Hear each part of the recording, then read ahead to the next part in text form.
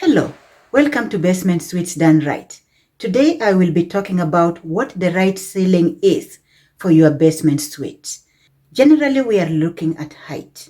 We will be looking at what goes into the ceiling to make it fire safe, comfortable, healthy, and something that you can look at and feel beautiful, feel good about. The height of a ceiling should be a minimum of 6 feet 8 inches in most municipalities in Canada. You can also use the metric system, so about 1.95 meters, just a little lower than 2 meters. That should be the minimum required across the board. So why do we care about the ceiling?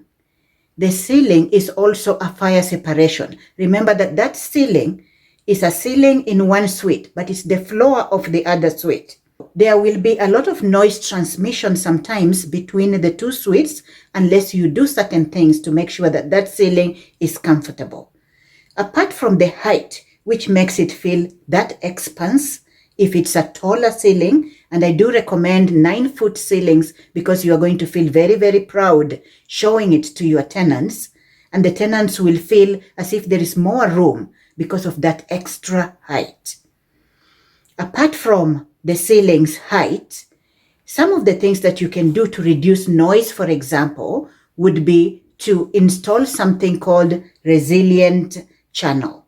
What does the resilient channel do? When you hang it on the drywall, it actually floats from the solid structure and makes it less noisy when people are walking upstairs.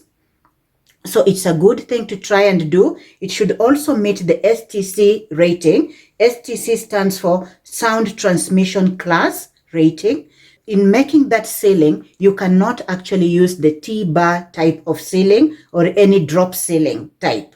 It has to be gypsum board, and different municipalities will tell you to use a certain width of it that is fire rated. And that is just for the purposes of safety, so that should there be a fire in one unit, it does not spread easily to the other unit. The other places where you will need sound or fire separation would also be your any utility rooms with fire burning appliances, such as the furnace room. They will also need to be separated in a way that it will prevent fire from moving from one room or that mechanical room to the rest of the unit. So that is a very important thing to look into. A lot of things are required in doing your basement suite right. And when you are looking around shopping for a house that you will ultimately suite, you want to make sure that whatever you are looking at has the right height.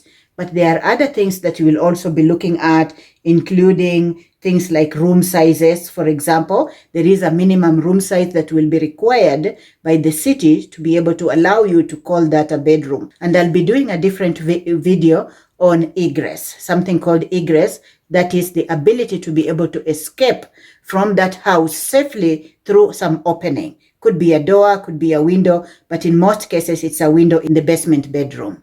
So keep that in mind. The other thing is exterior doors. What should they look like?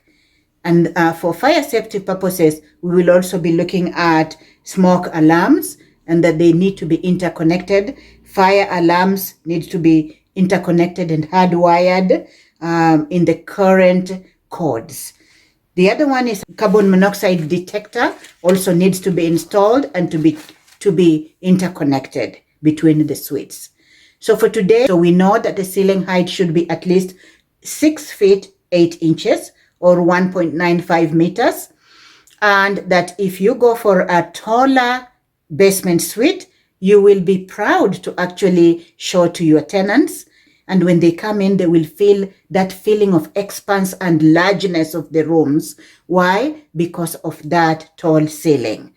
However, if you find a house, a suitable house, that has a shorter ceiling but falls within the minimum requirements, you can still buy the suite and you can use other techniques to make it feel larger and to make it feel higher once you buy it. However, remember that the bulkhead and piping and all of those other things might also reduce the height of your ceiling once they are put into the suite.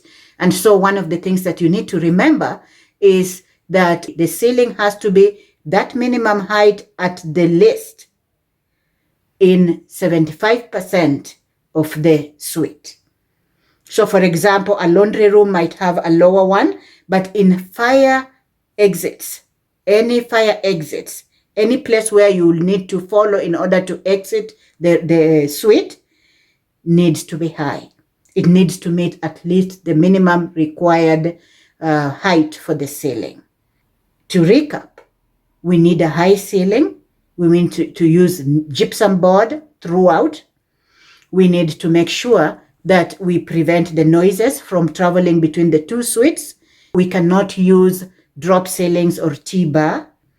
We cannot have more than 75%. It has to be at least 75%, the minimum height required.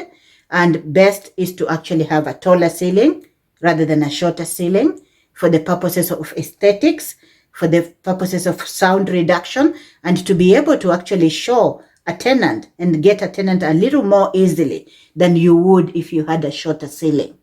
Let's meet in the next video. Remember to like us and subscribe to our channel. I will be putting out a lot of videos in regards to what a basement looks like when it's done right. I also have a Facebook group. Join us on Facebook. Our Facebook page is called Basement Suites Done Right. And on YouTube, we are at Secondary Suite Solutions